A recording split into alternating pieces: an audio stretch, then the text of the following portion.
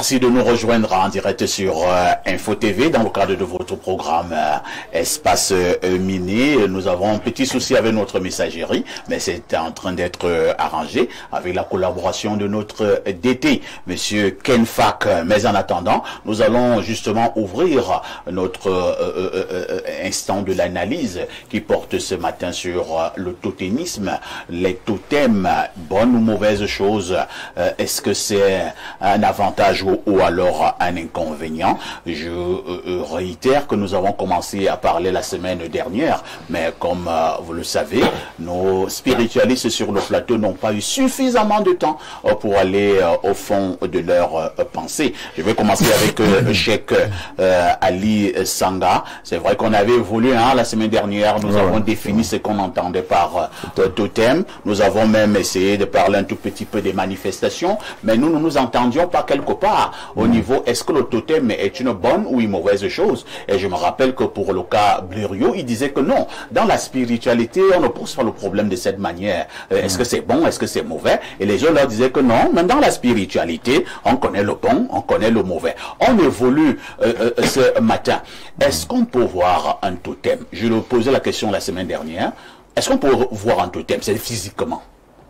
Bien sûr, bien sûr, bien sûr, on peut voir un totem physiquement.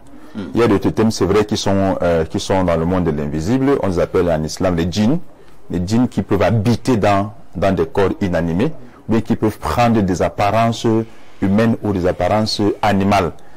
Je rappelle que la plupart des gens connaissent pour totems que des animaux, c'est-à-dire que surtout le serpent. Effectivement, les esprits démoniaques aiment habiter les serpents ou aiment prendre les apparences des serpents, surtout des serpents noirs. Ça n'arrive avec ce que beaucoup font dans les quartiers, les charlatans, où on dit bon, on va venir enlever un totem dans votre maison. C'est pas si on a connu ça, vous avez connu ça. Parce que tous les jours. Ça a quand même disparu, nous on n'en parle plus trop. Avant là, chaque fois, cette histoire de totem a fait... On venait enlever un serpent dans un WC. Dans un WC, tout le temps dans une maison, c'est-à-dire les gars venaient avec un long serpent. Un long serpent. Malheureusement, c'était des serpents que ces charlatans amenaient dans les maisons. Ah bon? Bien sûr, il n'y avait aucun totem dans ces maisons. Aucun totem dans cette maison. C'est vrai qu'il y en a des totems, il y en a bien dans des maisons, il y a des totems. Mais les maisons dont tout le monde voyait, au quartier, bien dans les médias, là, non. C'était des gens venaient avec des enseignes, bien mise en scène. Ils venaient avec le serpent dans le sac. La preuve en est que pour tuer ce serpent, ce totem-là, c'était tout un problème parce que les gars prenaient le serpent, le totem, ils rentraient avec. Lorsqu'on dit qu'on veut tuer, ils disent non, on ne tue pas parce que c'était la part, c'est le business. Après, ils vont encore le mettre au congélateur. Après, ils vont ailleurs. Non, c'était vivant. Pas au congélateur. Bon, entre guillemets, au congélateur. Ah, c'était vivant. C'est le serpent vivant. C'est un serpent qui a été charmé. Mais c'est les serpents qui sont élevés dans ces charlatans. Bien sûr, ils élèvent, ils nourrissent le serpent.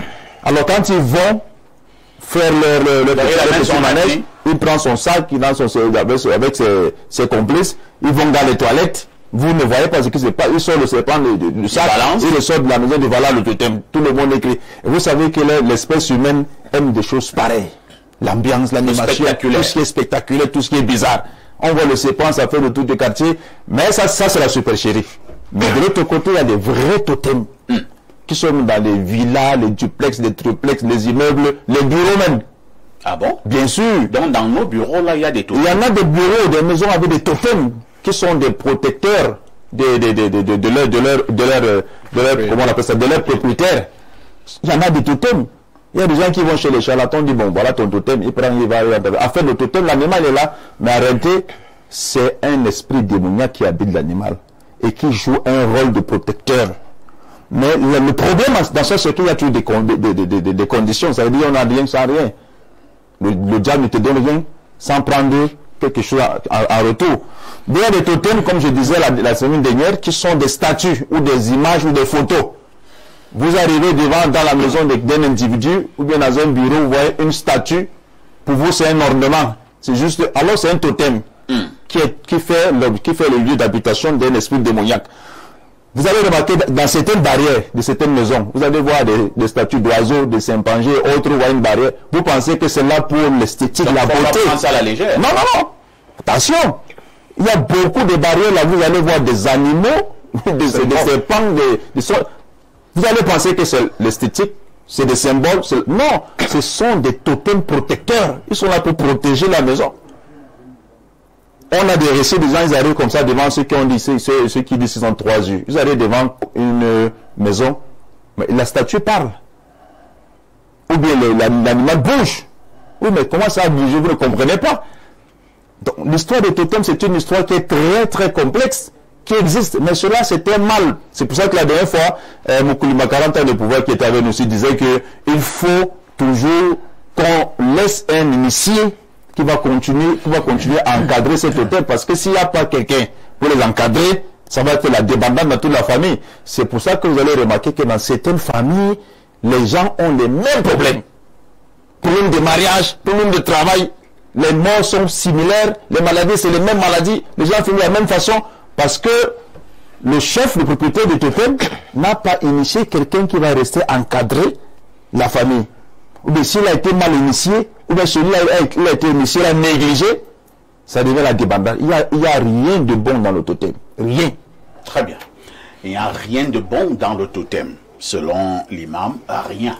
Lisons quand même quelques messages avant de poursuivre. Bonjour parfait et à ton panel. Cette dénonciation relate le fonctionnement réel du Cameroun. C'est lui, Paul Ojoula, qui a instauré ce fonctionnement. Vous n'êtes pas tellement sûr. Alors pour moi, Eto'o est le seul Camerounais qui peut remporter l'élection présidentielle au Cameroun par acclamation. Il est délicat. Chacun a son problème dans ce pays. Alors, un autre message très rapidement. Bonjour parfait et à ton panel. On avait lu ce message. On part rapidement au 213. C'est l'Algérie. Que dit le téléspectateur de ce côté? Bonjour perfecto. Le Samuel Eto'o de la modération. Si je comprends bien, vous êtes en train de dire à la fille qui a amené la dénonciation que son père est un sorcier et qui est conditionné par des sectes et des loges. Elle vous écoute et elle va commencer à fuir son père. Moi, je pense que le père en question, c'est que ses neveux et ses cousins sont des fouteurs de troubles, des voleurs ou des irresponsables qui risquent d'aller gâter son nom ou alors foutre le désordre dans l'entreprise où il va leur trouver du travail. Parfois, tu aides les membres de ta famille et ça te cale au cou. Il y a un tonton pareil dans mon village qui a tellement été marginalisé et humilié dans sa famille. On lui disait qu'il ne sera rien dans la vie et aujourd'hui qu'il a réussi sa vie, toute la famille court couigna derrière lui pour qu'il leur trouve du travail. Malgré les humiliations, il a quand même décidé d'aider quelques frères. Mais ces mêmes frères qu'il a aidés ont failli lui créer des problèmes et l'envoyer en prison pour une affaire de 53 millions de francs. Et il a remboursé cet argent et a juré de ne plus aider aucun autre ingrat dans sa famille. Moi-même, à sa place, je ferais pareil. Et pour finir, j'ai un mot pour Blériot, Pierre. Tu sais que je t'apprécie beaucoup, non? Mais soyons honnêtes. Samuel Eto'o te dépasse. Et il faut porter son sac. J'étais avec toi au début, mais le tout, si moi-même, je te quitte pour aller du côté de Samuel Eto'o, car le type là a montré qu'il n'est pas ton égal, ni ta catégorie. Bon, je ne sais pas de quoi il parle. Bon, moi, je ne suis pas en compétition. Tu viens de perdre un militant? Non, je n'ai pas besoin de militant. Moi, je défends des causes. Maintenant, cette affaire-là, je n'aime même pas ça. Je ne sais pas en quoi il me dépasse, en argent certainement. Bonjour monsieur Aïssi, merci pour tout ce que vous faites sur cette chaîne et d'avoir surtout déniché Cheikh Ali pour venir à votre programme. Ce monsieur est pertinent, monsieur Aïssi, car il dit toujours ce qu'il pense, n'en déplaise à certains. Il passait toujours sur une chaîne concurrente que je ne veux pas citer ici. C'était une émission religieuse, bien sûr. Merci. C'est Oumar depuis Marois qui envoie cette préoccupation. Allons au plus 33, c'est un téléspectateur de la France. Bonjour, le choco des modérateurs. Tu as frappé fort avec ta veste ce matin. Bonjour à tous les panélistes. Blériot, Alain Douc et les autres. Blériot, tu dois apprendre une chose, frère. Bon, vraiment, passons à la dénonciation. Qu'est-ce qu'il dit pour la dénonciation? Ça devient récurrent. Dernièrement, il a pris ses documents pour se rassurer qu'elle n'ira pas chercher ailleurs. Moi, personnellement, j'ai été la victime d'un frère camerounais ici. C'est un Ivoirien qui est passé derrière lui me dire, mon frère, ramène-moi tes documents et ne dis à personne. Ça m'a fatigué. Les Africains sont terribles. Le petit pousseur de Mbopi. Autre message rapidement, allons au +7. C'est un téléspectateur de la Russie. Que dit le téléspectateur de la Russie? Bon jeudi à toi, le numéro 9 de la communication au 237. Dites à Blériot qu'il s'agit du somme 23 et non le 91. Les gens apportent leur soutien à Samuel Étoile d'Or juste pour sa résilience et son abnégation. Nous savons que les gens ont essayé de détruire sa personnalité et flouer son honneur dans la boue. Voilà pourquoi ces gens lui témoignent leur soutien. Nous attendons aussi que Blériot gagne aussi une élection, même dans son association du village. Mais dans mon association de village, mon frère, tu peux même pas imaginer. Laisse là. Je suis le jeune le plus capé de mon village. Alors, on part rapidement. Non, je ne vais pas te dire ça. Alors, prenons rapidement cet autre message. Hein. C'est le +49. Il s'agit d'un téléspectateur de l'Allemagne. Qu'est-ce qu'il dit? Bonjour, c'est quoi le totem de Niemek? C'est Diasby de l'Allemagne qui envoie le message. En Bogada, on dit que mon grand-père avait le mboma. C'est le serpent. Donc tu es resté avec? Je t'ai répondu. Donc tu es resté avec le moment de ton grand-père. On dit que mon grand-père en Bogada avait le mboma. Bonjour Perfecto et à tout ton panel. Pourquoi sommes-nous aussi lessivés pour oser croire que les totems sont l'œuvre du mal? Dans nos traditions, le colonialisme cérébral nous a noyés dans le déracinement spirituel. Les totems sont protecteurs, n'en déplaise à ceux qui tournent le dos à nos traditions. Adimté, c'est Monsieur Noir de Balesélé qui envoie le message. Alors, Papou est en train d'écrire un long message, je ne sais pas ce qu'il est en train d'écrire. Je lis d'abord ce qu'il avait envoyé. Bonjour Espace Miné, le monsieur de cette dénonciation est peut-être un individu qui n'est pas pour le favoritisme et la corruption, mais qui n'a pas le courage de dire non aux siens. Monsieur Haïssi, vous avez même eu de la chance, hein? Vous aurez pu retrouver votre dossier en achetant les beignets ou le pain chargé chez une maman quelque part. C'est pas faux. Donc on s'était quand même dans la loi, mais on veut respecter. Un autre message, hein? Bonjour Monsieur Perfecto et à tout le panel. Concernant la dénonciation du jour et suite à la réaction du traditionnaliste, je vais vous raconter une histoire. J'ai un ami qui dépense des sommes faramineuses pour donner à boire, mais jamais ce gars ne va te donner 500 francs après pour prendre un taxi. Pire encore, si tu sollicites une aide de sa part, il ne fera jamais rien, sauf te saturer de fausses promesses. J'ai souligné ce constat à un autre ami et que nous avons en commun qui m'a dit, si je sollicite une aide de cet ami-là, faut pas lui dire la raison réelle de l'aide, de lui dire, genre, j'ai besoin d'argent pour quelque chose de futile, comme par exemple aller en boîte, il va réagir. Que son argent, c'est pas pour aider les gens. Après ça, j'ai coupé tout contact avec ce gars, Monsieur Perfecto. C'est Pablo depuis Nyom qui envoie cette préoccupation. Lisons un dernier message. Hein. Bon jeudi sorcellerie. Je vous dis que ce n'est pas jeudi sorcellerie, c'est jeudi spiritualité. Voilà.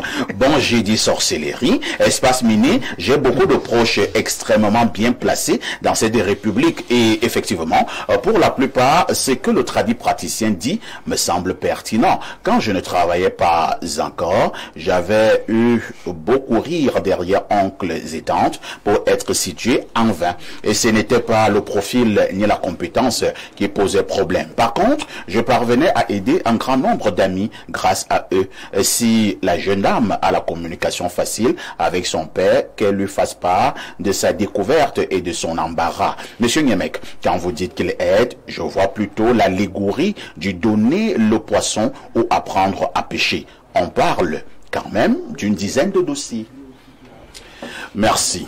Alors, Ndiosini, je vous passe la parole, hein, vous qui êtes traditionnaliste traitant.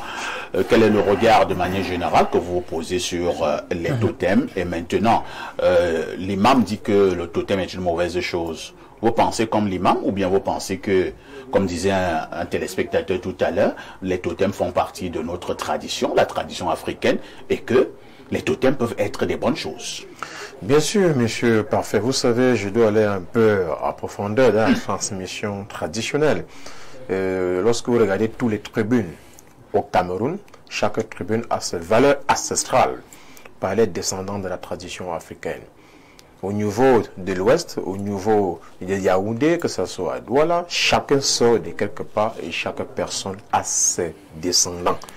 Ce qui fait qu'aujourd'hui, lorsqu'on parle de du thème qui a été soulevé ce matin, parlant de totem, le totem c'est quelque chose qu'on ne doit pas jouer avec ça, qu'on ne doit pas blaguer avec ça, puisque lorsque vous regardez les conceptions dans certaines régions que je connais, lorsqu'on accouche un enfant, c'est-à-dire l'enfant est né, après 3 mois, après 2 ans, il y a ce qu'on appelle l'initiation. On initie l'enfant en donnant un totem. Ah bon? Oui. À 2 ans, 3 ans? 2 ans, 3 ans, on initie l'enfant.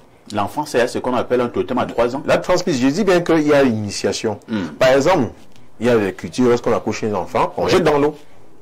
Si l'enfant est de souche, pour reconnaître si l'enfant est de souche, l'enfant ne doit pas être noyé dans l'eau. Ah bon? Mais si votre femme a découché, l'enfant, l'eau va l'emporter. Mais vous faites l'expérience de la mort là.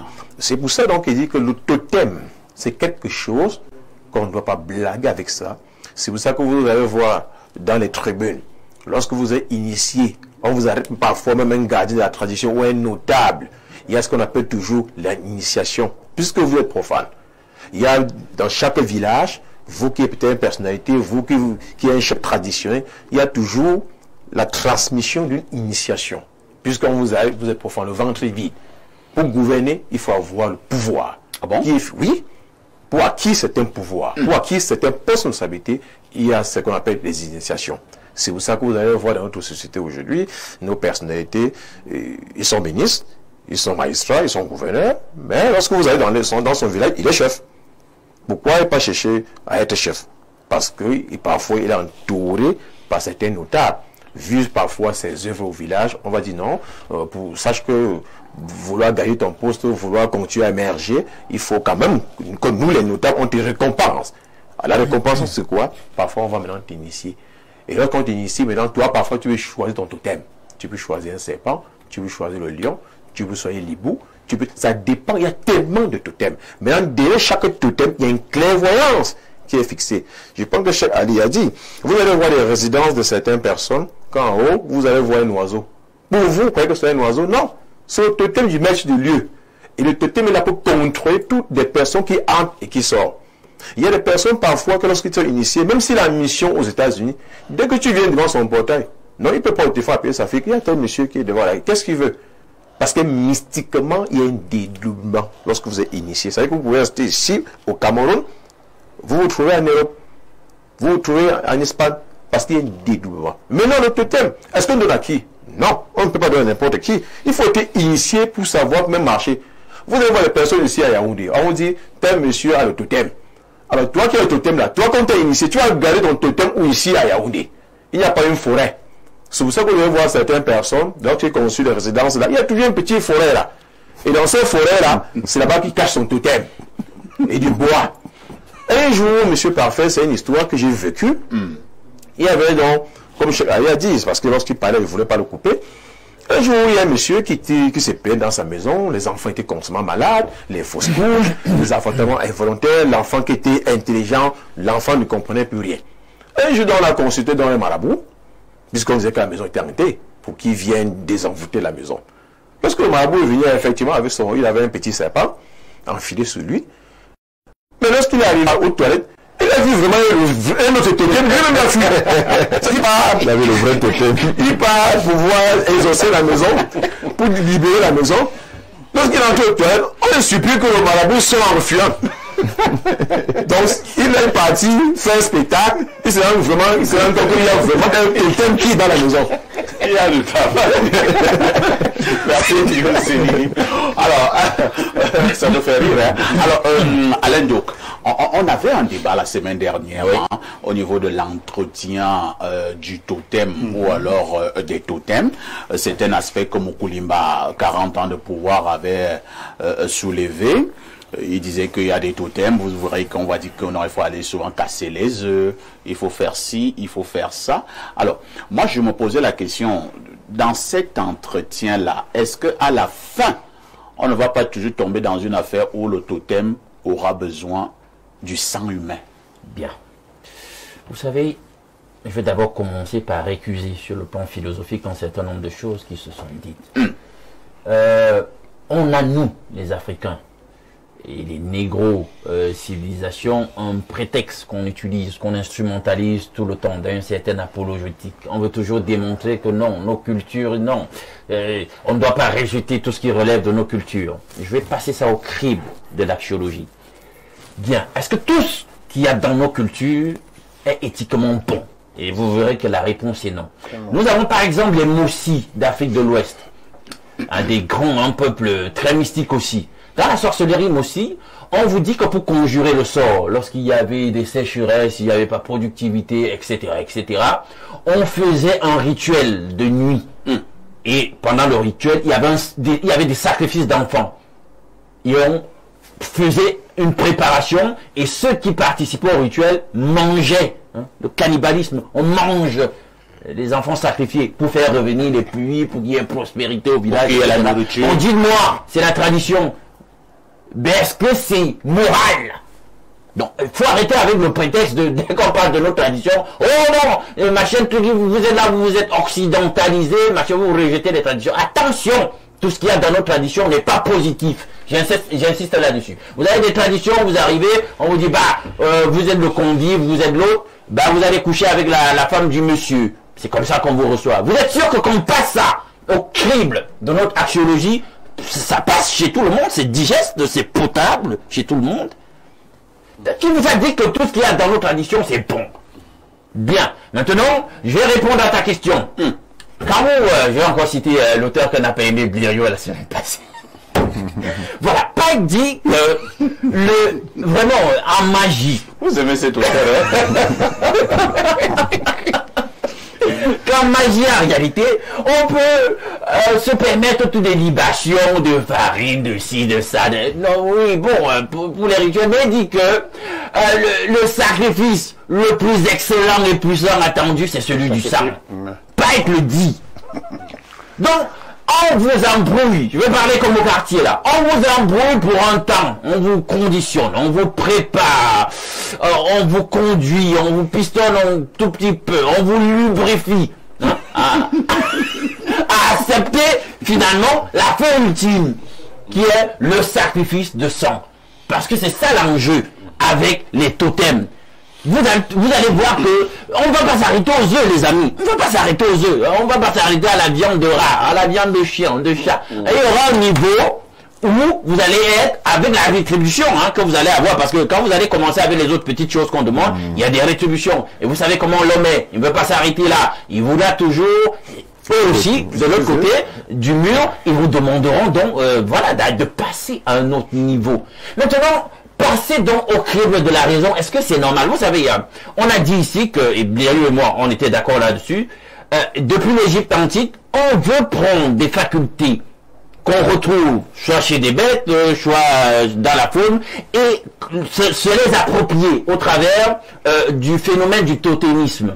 Bien. Maintenant, vous savez que c'est ça, c'est cette démarche notamment qui nourrit le phénomène qu'on appelle les métaformes. Quand vous dites homme lion, ce que vous dites, c'est que dans la dynamique de la métaphore, vous aurez homme panthère, homme panthère, homme léopard, homme éléphant, homme hyène. Voilà. En fait, c'est encore mieux. L'autre dimension, c'est qu'il y a effectivement, avec ce totémisme assumé, le phénomène de la métaforme, c'est-à-dire que l'homme en question, parfois, prend effectivement la forme du lion, de l'éléphant, de la hyène. Maintenant, sur le plan donc moral, philosophique, on peut questionner cela. Est-ce que le Créateur, si nous croyons qu'il y en a effectivement un, il vous a créé pour que vous, dans votre posture et stature d'homme, vous soyez une panthère, pour que vous soyez un éléphant, pour que vous soyez une hyène. Vous voyez que sur le plan philosophique, sur le plan axiologique, c'est questionnable. Bien, maintenant, on va chuter. Un autre aspect que nous avons évoqué et sur lequel nous étions d'accord, nous avons dit que les totems, non seulement ils commencent à calibrer notre vie parce qu'il y a des tabous, il y a des interdits, donc il y a des restrictions sur votre vie. Est-ce que vous voulez donc qu'il y ait ce type de restrictions sur votre vie quand il y a quand même un Seigneur quelque part qui a dit qu'il vous a créé et vous a créé pour la liberté et je sors de là. Bien, on a dit que ces choses doivent sont objets de culte et on était d'accord, Blériot, moi et tout le reste. Est-ce que il doit y avoir des entités végétales ou, je sais pas moi, animales qui méritent notre culte à part celui à qui revient de droit et fondamentalement le culte, à savoir le Créateur. Ça, c'est des questions d'ordre philosophique à attaquer lorsqu'on traite du totémisme. Pierre Blériot, je vais vous passer la parole. Alain Douk est sentenciant. Lorsque vous avez un totem, on peut commencer à vous demander des petites choses, mais au fur et à mesure que les mois s'en vont, ou alors les années, on commence à vous demander des choses plus importantes. Et à la fin, ce sont des sacrifices humains. Alain Douk est excessif, ou alors il dit tout haut ce que ceux qui ont les totems connaissent tout bas. Est-ce que tout totem, à la fin, demandera des sacrifices humains? Alors, Alain Douk a lu quelques ouvrages de magie. Et on lui a dit ce qu'on demandait comme sacrifice. Mais vous pensez que le sacrifice humain, c'est trop grand? Et il y a un autre qui dépasse celui-là? Je vais demander si vous pensez que c'est trop grand. Et je pose la question, s'il y a un autre qui dépasse celui-là. D'accord.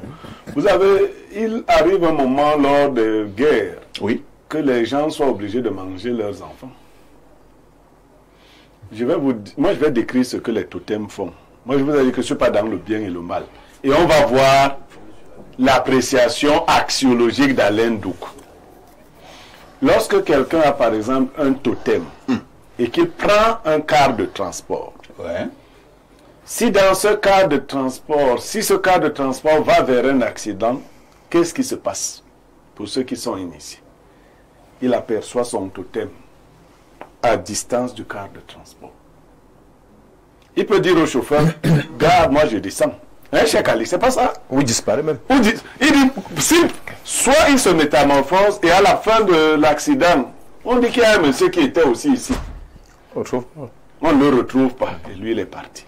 Soit il demande au chauffeur de garer et s'il ne vous aime pas beaucoup, bon, il n'est pas là pour vous. Ça c'est des manifestations totémiques. Vous connaissez un ministre camerounais qui avait son sac toujours là. Vous voulez parler de Frédéric Odoc? Lui-même s'en vantait. Vous savez ce qui est arrivé à ce ministre? Non. Si vous aviez par exemple tenté de l'empoisonner, vous aviez fait un truc, son totem apparaissait devant vous là. Le totem apparaissait pour lui dire que ne bois pas. Et une fois, un de ses compagnons, dont je ne vais pas citer le nom, mais tous les bassins qui étaient autour de lui le savent, il s'est précipité parce que le ministre Kodok aimait le vin de palme. Il adorait le vin. Et tout le monde savait que Kodok aime le vin de palme. Donc une fois, ils se sont organisés pour lui donner un poison à travers le vin de palme. Son totem est sorti et lui n'a pas pris l'eau. Sa femme a voulu prendre, il lui a dit que quand je ne prends pas, tu ne prends pas. Ce monsieur s'est précipité là et puis, pouf, il a bu. Avant la fin de la cérémonie, il allait mourir derrière la case. Il est mort derrière la case. Ça avait mal fait. Je décris. Hein. Continue de décrire. Je décris le dernier cas. Les enfants, on vous a parlé des enfants de l'eau. Quand un bon batanga naît, pourquoi on le lance dans l'eau? C'est pour qu'il aille entrer en contact avec l'esprit de l'eau. Si tu as respecté la tradition batanga, un batanga ne mourra pas dans l'eau. Mais toi, si un enfant batanga veut se noyer, vous savez ce qui le sauve? C'est pas la nage. C'est le totem général des batanga qui le porte hors de l'eau. Dit que non, toi, tes parents avaient déjà fait le sacrifice. Alain Douk a raconté comment on mangeait les gens. Et il dit rationnellement. Les pays qui sont devenus riches aujourd'hui, comment ils sont devenus riches? Juste en organisant les guerres. C'est après chaque guerre que le pays est devenu riche. C'est-à-dire qu'il organise la guerre pour que vous vous tuiez entre vous. Et quand vous vous tuez, lui s'enrichit. C'est pas ça. C'est pas ça la modernité. Quand vous fuyez la tradition, vous allez vers la modernité. Ce que je vais dire du totémisme, moi personnellement, et c'est ce que je pense de la magie en général. Si vous appartenez à une famille qui a des totems ou de la magie, vous devez vous faire initier très tôt pour être discipliné. Si vous n'avez pas fait cette initiation, c'est dangereux pour vous. Parce que vous n'avez pas à lever votre famille. Maintenant, moi je ne crois pas à moi éthiquement. Et puis Alain Douga a blagué.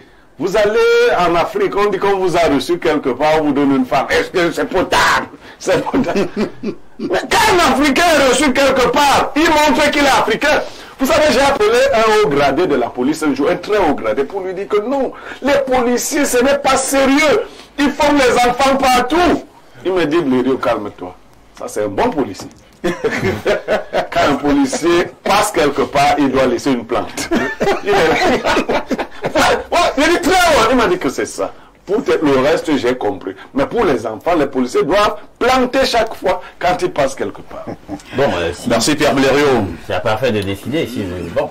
Non, on passe la parole à l'homme qui n'est pas là pour le décor.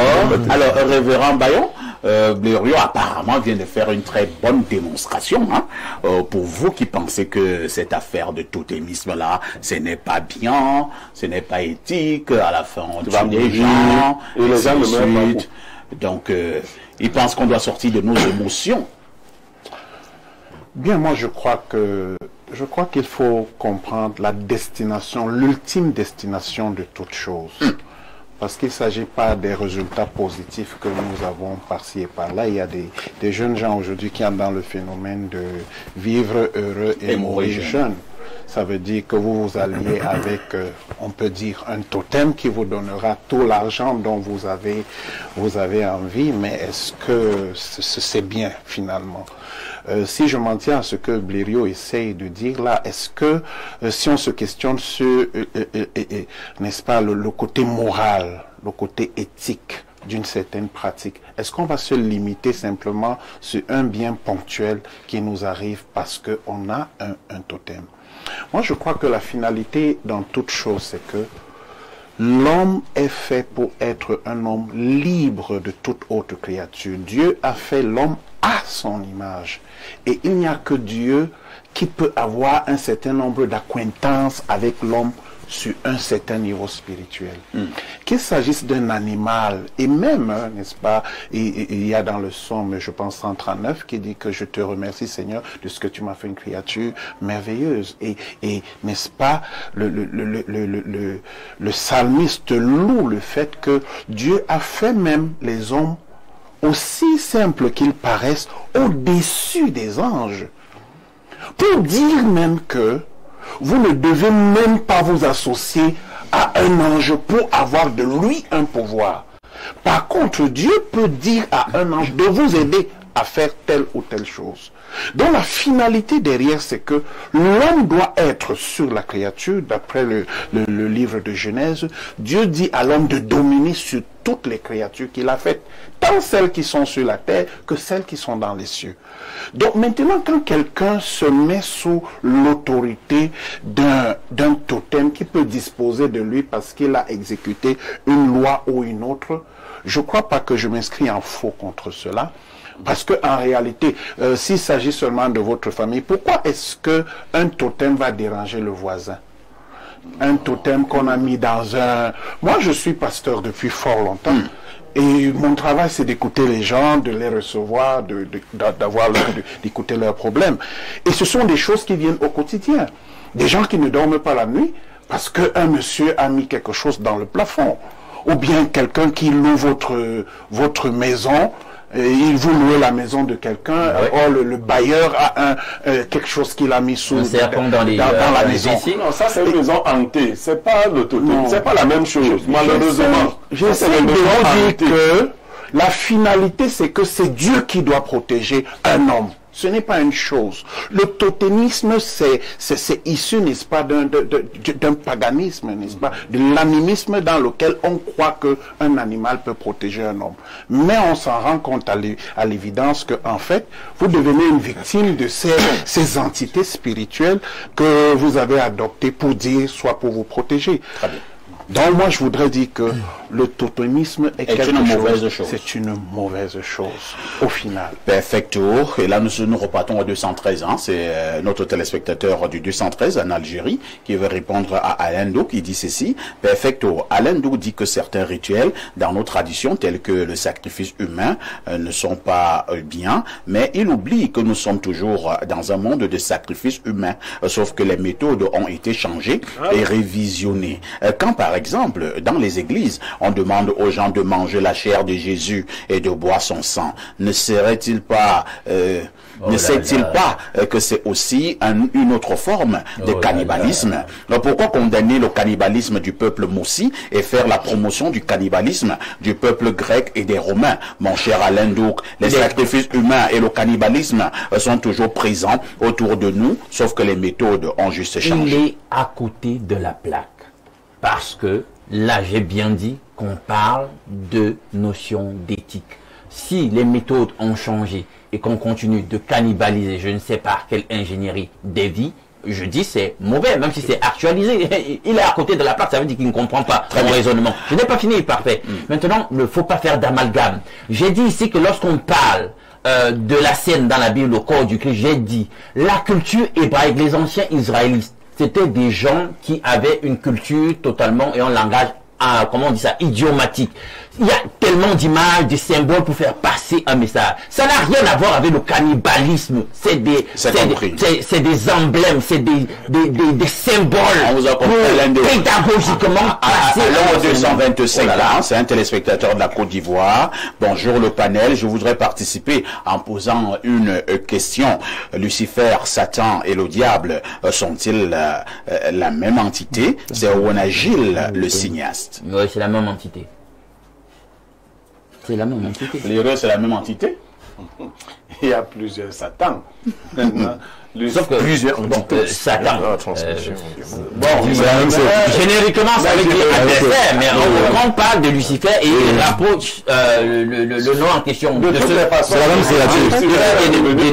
je voudrais simplement dire que Lucifer, c'était cet ange glorieux que Dieu avait créé. Donc, quand il était dans cette posture d'ange, mais quand il vient quand il est chassé du ciel et qu'il vient sur la terre, on l'appelle Satan parce qu'il devient là un adversaire pour l'homme. Bonjour parfait, il y a tout un panel. Chez moi en Djombe, il y avait un monsieur, sa femme était constamment malade. Il a fait recours chez un marabout, on lui a remis des écorces et lui a ordonné de mettre dans un angle de la maison, question de protéger leur maison. Sauf qu'à un moment donné, le fétiche s'est transformé en serpent et a commencé à réclamer le sang. Voilà. Dès lors, ce monsieur avait des représailles chaque fois qu'il sortait de sa maison. C'est Nadège depuis Douala qui envoie cette préoccupation. Monsieur Aïssi, parlant du thème personnellement, je ne trouve pas que le totem soit une mauvaise chose. Chez nous, ça servirait de protection du clan côté maternel. Ma femelle nous racontait que par le passé, le nôtre, celui du lion, avait maintes fois aidé notre grand-père à se sortir des situations quand il combattait en brousse contre les nationalistes. Moi, j'aimerais, par rapport à ce message, j'aimerais dire que il faut que nos frères panafricanistes comprennent une chose. La plupart des musées en Europe sont remplis de totems africains. Ah bon? La plupart des musées en Europe sont remplis de totems africains. C'est lors de la colonisation également les totems. C'est lors de la colonisation que les Européens ont ramassé tous vos totems pour aller exposer en Europe. Cela signifie donc que les totems peuvent développer. Ça veut dire que les Européens ont des totems plus forts que les totems africains. Ça veut dire que les Européens ont des totems plus forts que les totems africains. Parce que quand on fait l'apologie des totems de nos ancêtres, mais si ces totems étaient aussi très puissants ou très forts, ou bien très protecteurs, comment un petit blanc, bien dans un village, menacé 200 habitants, 300 habitants, seul. Vous allez expliquer ça comment? Il ramasse tous les totems, il ramasse tous les totems, et il va expliquer dans ce musée, et on paye l'entrée pour visiter un totem. Jusqu'à ce que pour récupérer ce totem, nos Africains ne sont pas capables de les récupérer à distance mystiquement. Il faut qu'ils aillent négocier diplomatiquement. Pour récupérer le totem, ton totem que tu as fabriqué, ou tes assiettes ont fabriqué, Tu ne peux pas le récupérer mystiquement, prendre l'avion mystique, aller récupérer ton totem, revenir avec en Afrique. Mais il faut que tu passes par la diplomatie. C'est ça le problème. Je vais te répondre très pédagogiquement. D'accord. Le cours de l'histoire se passe comme ça. Il y a un peuple qui prend le dessus sur les autres peuples. Le temps de la défaite du peuple africain était arrivé. Il ne faut pas montrer cela de manière caricaturale comme tu essaies de le faire, parce que voici ce qui se passe. Quand l'Occident arrive, il ne vient pas comme il a fait là. C'est en utilisant des subterfuges. On nous trouve là, nous sommes dans notre groupe de mystiques. On corrompt Alain Douk et Parfait Aïssi. C'est Alain Douk et Parfait Aïssi qui donnent les secrets. Jusqu'à aujourd'hui, ça existe. Des gens qui ont vendu, même le Mbok dont vous entendez parler là, il y a des gens qui ont vendu les secrets. Et ça fragilise donc la confrérie. Et même dans les ordres mystiques que certains honorent aujourd'hui, on a vendu des secrets de nos traditions à certaines personnes qui en ont usé pour combattre. Ça ne veut pas dire que... s'en tient aux exemples que tu as cités tout à l'heure. Oui. Pour celui qui est dans la voiture, lorsqu'il y a accident qui arrive, et voit son totem apparaître. Oui. Pourquoi lorsque les Blancs sont venus, les totems ne sont pas apparus pour montrer que dans les Blancs... Ça dit que tu ne sais pas comment ça s'est passé. Je suis en train d'avenir. Oui. Le totem à la base, il est censé protéger. Oui. Même s'il est censé même indexer les traîtres. Oui. Ça veut dire que si quelqu'un est traître parmi nous, le totem va signaler que voici un traître. Oui. À la base, c'est ça le totem. Mais c'est ça le problème. Puisqu'il est là. La première partie. Je vais expliquer une chose, permets-moi s'il te plaît. Le totem en réalité, c'est un esprit. Vous savez que les esprits invisibles, monsieur Parfait ici, les esprits invisibles ont la capacité de voir des milliers de kilomètres, à se déplacer à la vitesse d'un clin d'œil. Les esprits. C'est pas le serpent qui voit, c'est pas la statue qui voit, mais c'est l'esprit démoniaque qui habite, qui est capable de donner, de transmettre des informations. C'est l'esprit démoniaque. Oui, mais je suis en train d'avenir puisque un esprit. Non, je suis en train d'avenir. Ça veut dire que le totem qui est censé protéger le village ou le clan de la famille, comment se peut-il que deux petits blancs viennent avec une super chérie? Tu connais bien le village où deux petits blancs sont allés. Non, c'est une façon de parler. Non, c'est que je dis que tu parles pas. Non, tu fais de la caricature. Non, tu ne fais l'avenir. Ce qui se passe, il faut que tu les habitants du village. Non, ce n'est pas. Si on regarde le nombre de colons qui sont venus, par exemple, arracher les terres, par exemple, ou bien voler cette parole de totem, prendre ce totem, se déplacer avec. Le totem qui est censé être puissant pouvait ne pas bouger, empêcher qu'on le touche. Mais comment se fait-il que le totem s'est laissé embarquer? C'est que vous refusez de comprendre. Et peut-être que... Ce que je vais expliquer, c'est... Attends, mais finalement, vas-y, parle. Tu poses l'erreur. Ce qu'il faut comprendre, c'est que dans beaucoup de zones, les Blancs ont été terriblement battus. Avec leurs armes. Terriblement battus. Il faut assassiner même. Il faut on parle des totems. La fin, donc, c'est dans ce que j'ai dit. Il y a un temps pour chaque histoire. L'histoire africaine... Ok, non, c'est très facile. À quel moment ils ont vaincu les Noirs? Lorsque l'Égypte a soumis le monde pendant des milliers d'années, pourquoi ils n'avaient pas vaincu en ce moment? Comment expliquer donc que pour récupérer ces totems, il faut passer par des actions, mécanismes diplomatiques?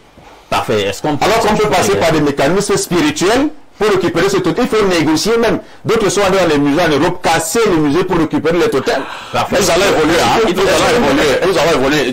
Je passe la parole à Ndioseni. Non, je pense que... Attendez d'abord. Évoluons un peu, parce que c'est le dernier jour nous avons parlé des totems. Lorsque vous avez, parce qu'on a eu ce problème la semaine dernière, lorsque vous avez eu un totem, peut-être votre papa, votre grand-père avait un totem, il est mort. Il n'a pas initié un de ses enfants pour rester avec le totem, ou bien un de ses frères, je n'en sais rien. Et il part. Quelqu'un dit sur ce plateau, ça peut devenir la débandade. Le totem commence à marcher à gauche, à droite, et ainsi de suite. Par moments, revendique les choses que personne ne maîtrise. Il y a des morts dans des familles, des morts bizarres, ainsi de suite. Est-ce qu'il est possible d'anéantir ce genre de totem qui n'a plus de guide, Ndioseni? Non, je pense que, monsieur Parfait, je vous ai dit tout à l'heure que, à la base, le totem, c'est quelque chose qui est toujours transmis par une initiation. Puisque même le papa qui reste dans la concession, il peut être un notable, il peut être un chef supérieur. Et un vrai chef qui est initié, je pense que Bio l'a dit, il a expliqué certains paramètres là tout à l'heure, lorsqu'un vrai chef est initié, il sème le jour qu'il va mourir. Ah bon? Oui. Bien sûr. Un vrai chef qui est initié, il sait que les jours approchent, il sait quand il va mourir. Et lorsqu'il est même en Europe, si c'est un chef, il doit rapidement rentrer dans sa case traditionnelle. Il y a ce qu'on appelle, lorsqu'il rentre, il y a des notables. C'est pour ça que dans chaque chefferie, il y a des notables qui font partie des initiés, des protecteurs auxquels ils vont encadrer le chef supérieur. Et lorsque l'initiation est faite, il y a ce qu'on appelle la transmission. Il y a ce qui vomit. Il y a des chefs qui portent 24 totems, 10 totems, 16 totems, pour pouvoir capter le village, protéger la concession. Et du coup, lorsqu'il vomit ces choses-là, qui est canalisée par le notable, elle est gardée. Et parfois même, certains chefs, si vous êtes dans sa chambre, là, il va dire, ouvrez-moi la chambre là. C'est une initiation. Lorsqu'on ouvre, il y a le totem qui reste, qui est dans le corps utérique, qui sort de la chambre. Et la chambre du papa, il reste fermée. Maintenant, lorsqu'il décède, il y a enterrement. On va faire maintenant recours à la famille, au futur successeur. S'il avait 15 enfants ou 16 enfants, parmi les enfants...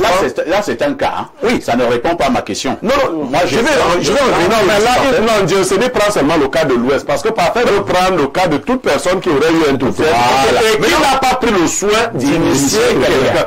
On va faire, lorsqu'il n'a pas initié quelqu'un, il y a ce qu'on appelle, on va appeler naturellement des hommes spirituels, des prophètes qui vont venir canaliser le totem. Puisque lorsque le totem est là, il va nuire. Puisque le père de son vient, on ne connaît pas comment le totem va nuire. En tuant. Ah bon? En réclamant. Il est mal.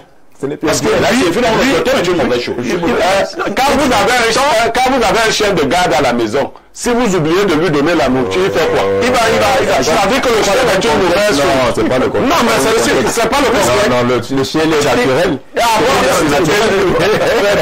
Lorsque il y a la canalisation et que le totem se trouve à nuire, il va d'abord commencer Quand le totem est en divagation. Oui, il va commencer d'abord à nuire les membres de la famille. Si par exemple ce monsieur était un sorcier et qui passait le temps peut-être à vampiriser les personnes au village en jetant le sort aux gens dans la famille, puisque ce totem se nourrit. Vous allez voir parfois, comme je vous ai dit tout à l'heure, qu'il y a dans les confréries, il y a les concessions que une femme n'accouche pas. Une femme ne part jamais en mariage. Là-bas, il n'y a pas de bonheur. Parce que le totem est vide. Par exemple, il y a beaucoup d'hommes qui utilisent le totem, serpent. Parce que le serpent, c'est un objet qui est rapide en volant les énergies des femmes. C'est pour ça que ce totem tue dans les fosses. Lorsque vous venez là, il vous vide, il capture. C'est ça, donc il se nourrit de ça. Maintenant, lorsqu'il est en divagation, lorsqu'il est égaré, il va d'abord commencer à terroriser les membres de la famille. En nuisant les membres de la famille, au point que lorsque certaines personnes vont se lever pour savoir qu'est-ce qui se passe dans la famille, naturellement, on va faire recours au bonbon, au vrai guérisseur, de pouvoir venir maintenant à la concession, consulter. Parce que si vous partez dans une concession, vous allez chasser un totem, si vous n'êtes pas aussi préparé spirituellement, monsieur Parfait, le totem peut vous frapper. Vous pouvez venir là, vous faites ce que vous faites là, et à un moment, vous n'arrivez pas à le localiser. Donc, c'est pour ça que les personnes, le totem, l'apologie en réalité du totémisme est symptomatique, illustratif de la crise spirituelle dans laquelle nous nous trouvons. Je m'explique. Vous savez que nous sommes en déchéance spirituelle et morale parce que le matérialisme a fait une poussée fulgurante. Plusieurs des réponses ici pour défendre le totémisme se sont résumées par un certain matérialisme, c'est-à-dire à la logique de la rétribution. Puisqu'on obtient ci, on nous donne ça, on obtient ceci. Malheureusement, non. Non. Parce que c'est exactement de quoi il est question.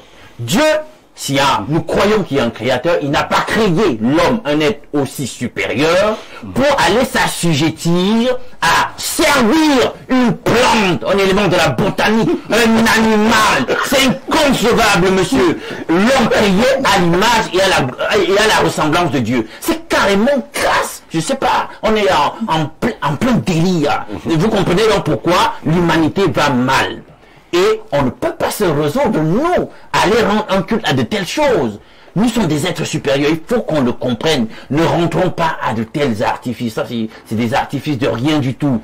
Donc, maintenant, comprenons que tout ce que nous faisons là, c'est la magie. Hein? C'est-à-dire que c'est des éléments de la spiritualité de l'autre bord, tel que je l'ai dit. Parce qu'il y a cette dialectique en spiritualité qu'on ne va jamais ignorer. Il y a une spiritualité, je l'ai dit, représenté par le blanc du plancher en dame d'un temple maçonnique, c'est-à-dire qu'il y a le blanc pour indiquer qu'il y a le règne de la lumière, il y a une spiritualité de la lumière, d'amis. et il y a le noir, monsieur. Donc si vous pensez qu'on va faire des amalgames et il y a cette zone tampon du gris ou quoi, non. Eux-mêmes, hein, les grands occultistes vous disent que c'est une dialectique, hein, il y a ce manichéisme, il y a le blanc, il y a le noir. Donc choisissez votre bord. Vous voulez être de quelle spiritualité? Celle du noir ou celle du blanc? Et je vous dis, le totémisme, c'est celle du noir. Il y a une question qui nous vient de l'Algérie et qui est adressée à l'imam. Monsieur l'imam, explique-nous aussi comment un petit corona a fermé la Mecque de l'Arabie Saoudite pendant 2 ans. Pourtant, vous nous avez dit que cette maison est censée être protégée contre toute attaque et maladie. Non, qui a dit ça? Qui a dit que la Mecque est censée être protégée contre toute attaque et maladie? Ça n'existe nulle part. Autre message ce matin. Bonjour parfait à tout le panel. Heureuse de vous écouter par rapport au thème. Posons-nous la question. Si ceux qui ont des totems ont une vie meilleure que nous autres, je réponds non. J'ai vu un jeune notable quitter en catastrophe l'hôpital laissant ses femmes qui le gardaient pour aller mourir en cachette au village parce qu'il ne devait jamais être opéré car il avait un totem dans le ventre. C'est Thérèse de Santa Barbara. Je suis d'accord avec Alain et le pasteur du plateau. Dans l'histoire que Blériot raconte là avec Gioseni, c'est le problème là-bas. Lisons rapidement ce message. Alors, quelqu'un me dit simplement bonjour parfait ici, alors que nous sommes très sérieux sur ce plateau. Et lorsqu'un totem va le broyer, il va dire que... Alors, un message. Bonjour à vous sur le plateau. Si les totems étaient si puissants, ils nous auraient épargné de l'esclavage, au point d'assassiner même nos chefs traditionnels. Où étaient les totems quand le danger arrivait en Afrique pour démasquer les traîtres? Seul Jésus-Christ sauve et protège. C'est Martin à Douala. Pierre Blériot, tu es d'accord? Non, moi je ne veux pas entrer dans une guerre de religion, parce que les peuples chrétiens ont été aussi soumis, hein. Ils priaient, hein. Quand Atana n'a pas fermé les églises, pourquoi Jésus-Christ n'empêche pas Atana de les fermer? Moi, prends seulement. Vraiment, les gens aiment des... Moi, je dis, Atana j'arrive avec... pas lui-même. Ça, c'est les religieux, hein. Mais pas ce genre de comparaison. Est-ce que les peuples chrétiens... Ils se payaient Atana ici récemment, non? Pourquoi on n'appelle donc pas que... Non, vraiment. Ce qu'il faut dire... Oui. Et ça, les gens ne veulent pas prêter attention. Il y a une gloire dans chaque peuple pour un moment. Vous comprenez? Même en guerre, les peuples qui soumettent les peuples aujourd'hui ont été soumis hier. L'histoire est comme ça. Forcément pour te contredire, mais tu sais que dans le monde ancien, on considérait que lorsque deux peuples ou deux civilisations s'affrontaient à la guerre, celui qui l'emportait en réalité c'était celui qui avait la plus grande divinité. Je ne dis pas non, sauf que ce que j'ajoute c'est que tu peux gagner aujourd'hui et perdre demain, n'est-ce pas?